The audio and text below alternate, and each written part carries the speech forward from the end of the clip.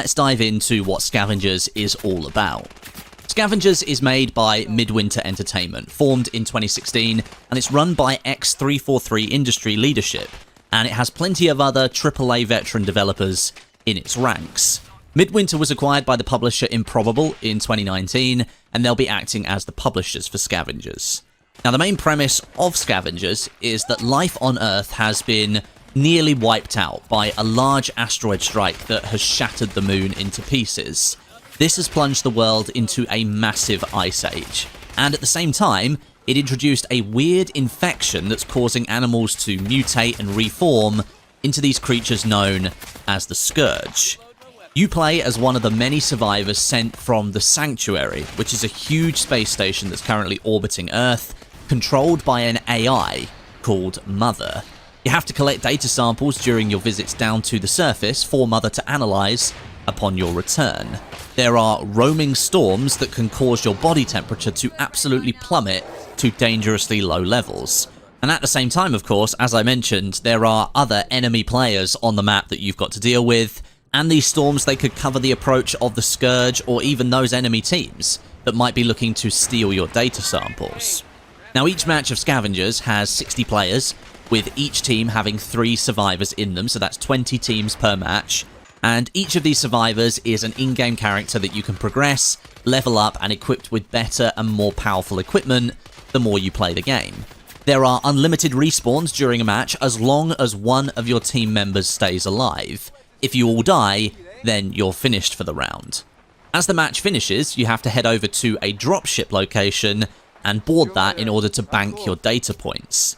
But in my experience, this turned into a bit of a TDM area, where enemy teams would then fight and scrap with each other to try and secure even more data points for themselves after a long match on the surface. And I quite enjoyed this element, actually. It's a strong risk-reward element of Scavengers where you could have been having a tough time all game, but then you get a really important team wipe towards the end and you secure a bunch of points.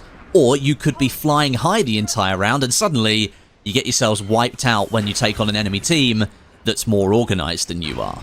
There's also a marker system in the game where the top teams during a match will have their position revealed to all other teams still active, and that further turns up the heat during PvP battles. Now, with all of these elements coming into play, you might expect Scavengers to be a bit more PvP focused than PvE. But the map itself for Scavengers is so large that you often find the 2 different play types are very well balanced from the beginning of matches all the way through to the end.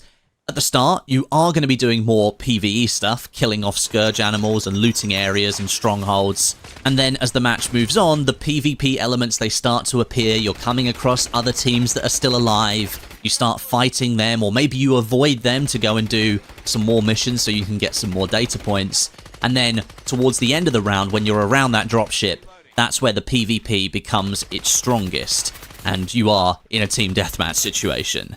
The final play area is 1 kilometer by 1 kilometer, so it's not those tiny circles that you see in other games of this nature. There's still plenty of room for you to move around, and the dropship just becomes that central focus towards the end.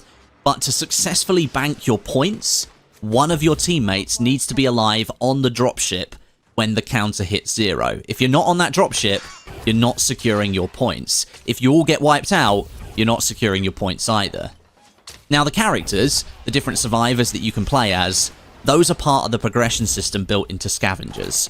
During a draft phase at the start of each match, you can pick a survivor to play as for that round, and then any experience that you gain during the matches by killing other players, completing missions, looting around the map, killing Scourge enemies, all of that goes towards that particular character and the loadout items that you can obtain.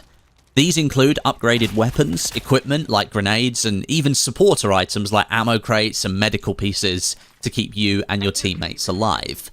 Each different character, they have their own unique set of equipment and items that they can unlock during matches, so depending on what kind of playstyle you like to run, you might end up focusing on a few specific characters, or you might choose to play them all and then adapt your playstyle.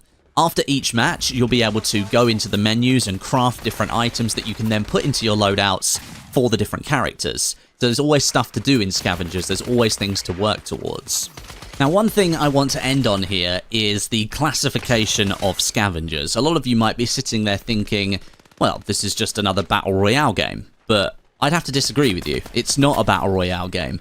Having played it for a few hours now, it's quite a bit different to your standard Battle Royale. It isn't a Battle Royale. Scavengers is more than that. It's like an open sandbox, expansive world game where teamwork and tactics come into play often, and you have to make decisions about whether you want to do PvE or PvP, or you do both. Do you move up on an enemy team and try and take them down to get their loot and gain a better foothold in the match, potentially revealing yourself as one of the best teams left on the map, and suddenly you attract more attention? Or do you skirt around the edges? Do you do a load of missions and assignments to build up all of your points and then go for a bigger finish aboard the dropship? The variety of weapons and abilities the characters have, they make for really interesting combinations, and they're going to make sure that the battles you go into are always interesting and different. Scavengers is so much more than the Battle Royale last person standing.